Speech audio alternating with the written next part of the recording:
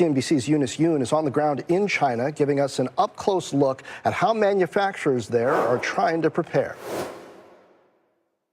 I'm in the manufacturing hub of Guangdong, and I'm heading now to some factories to see how they're preparing for potential Trump tariffs.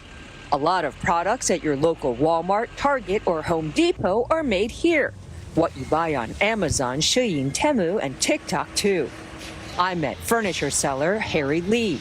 Hello. 4 out of 5 of his tables and other large furnishings are sold to American consumers. Hoping to beat Trump's tariffs, Lee is doubling the number of products he ships to the U.S. and stockpiling them in warehouses there. He expects that will force him to raise prices as much as 10%, even before the tariffs. I have to ship them in advance and take on more risk, he says. In a nearby industrial city, water purifier maker Zhengyu is scouring the globe to supply the U.S. by creating a new production base outside of China. The plan is to set up assembly lines like these in a third country. That means buying similar equipment and some components from China before putting the appliances together elsewhere.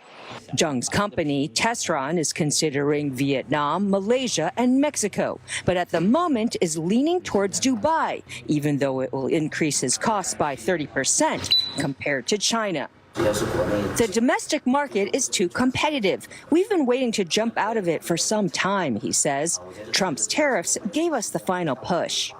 What happens if Trump hits Dubai with the tariff? Then the U.S. is out, he says. Across town, Leng Rong, who makes skincare products, is worried he might have to stop exporting to the U.S. completely. His goods got hit with tariffs north of 20% during President Trump's first term. And it caused his company, Kuni, big losses. With his thin margins, Leng is hoping he can pass on the cost of any tariff to his customers. In the past, we all felt the U.S. market was the greatest market that everyone wanted to sell to.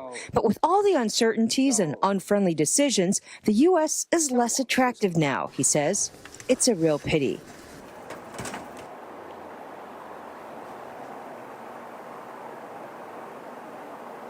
It's great to see you, Eunice, with us now from Beijing. So in all of that reporting, great on-the-ground reporting, what was your sense of the mood of these entrepreneurs and whether they feel like tariffs are an existential threat to their business versus just an adjustment that they have to make in markets?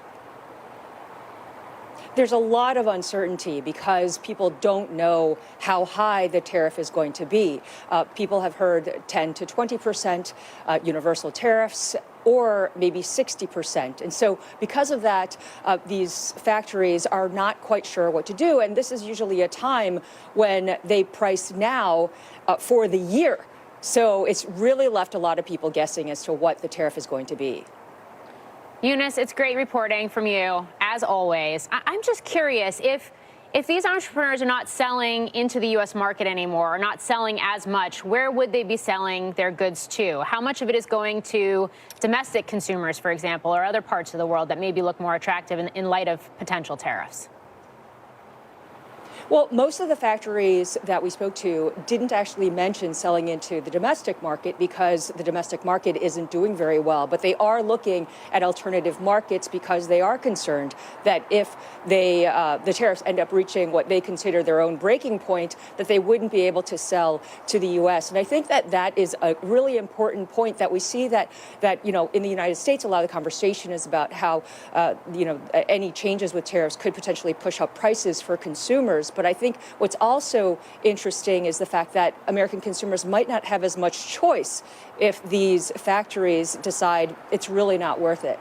And some products, Eunice, might get hit with different levels of tariffs depending on whether they're considered essential or not? Yeah, definitely, and also because from this factory perspective, they have their own margins. There are some that have like razor thin margins. Others have a healthier margin. They also are wondering about their industry because right now they don't know what tariff is going to hit which industry harder. So people aren't quite sure. And I think what's also interesting is what this might mean for supply chains, because right now the belief is that a lot of American companies are trying to de-risk. They want to move away from China. But if these tariffs are set lower for China than they are for, say, Mexico, which right now President Trump has said that maybe a 10% tariff for China, maybe a 25% chance for Mexico, that for these factories, it really makes more sense to just stay here. Which is what they've told us. And so, in that way, China would actually be more incentivized to, or that they would be more incentivized to keep the supply chains here. Yeah, a lot of factors that are going to play into all of this, including, by the way, currency fluctuations as well. Eunice Yoon, all over it for us from China. Thank you for getting up early and bringing us this report. Up next.